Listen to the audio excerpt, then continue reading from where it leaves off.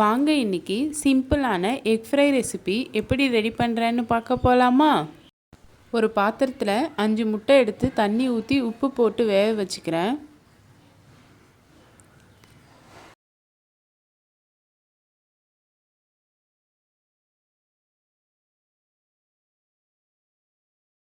இப்போது முட்டை நல்லா பாயில் ஆயிடுச்சு. ஆஃப் பண்ணிவிட்டு அந்த தண்ணியை ஊற்றிட்டு பச்சை தண்ணி ஊற்றிக்கிறேன். ஊற்றிட்டு இப்போ முட்டை தோலை உரித்து தனியாக வச்சுக்கலாம்.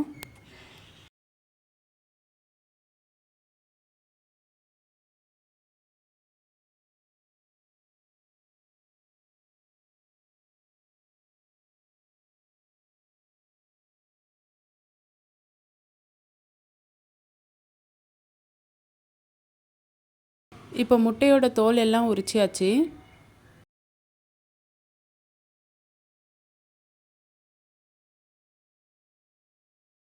இப்போது ஸ்பைசஸ்லாம் இறங்கிறதுக்காக அந்த முட்டையில் கீரல் போட்டுக்கலாம் 2 பக்கமும்.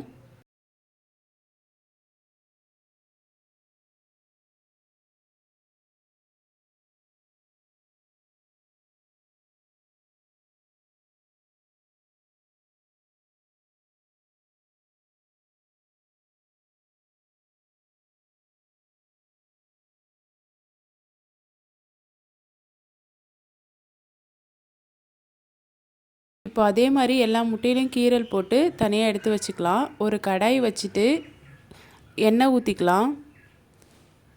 மஞ்சத்தூள், மிளகாத்தூள், குழம்பு மிளகாய் தூள் 3த்தையும் ஆட் பண்ணிக்கலாம். பெருங்காயத்தூள் ஆட் பண்ணிக்கலாம். தேவையான அளவுக்கு சால்ட் ஆட் பண்ணிக்கலாம்.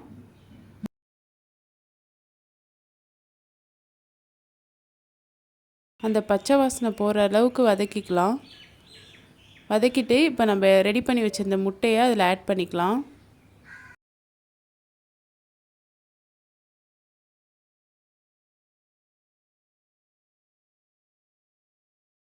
இப்போ ஒரு 5 மினிட்ஸ் அப்படியே மீடியம் ஃப்ளேம்லேயே இருக்கட்டும்.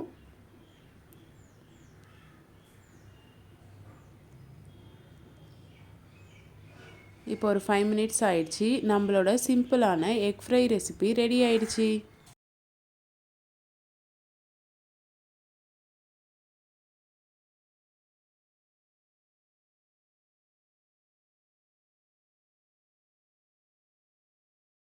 கொத்தமல்லி ஆட் பண்ணிக்கலாம்.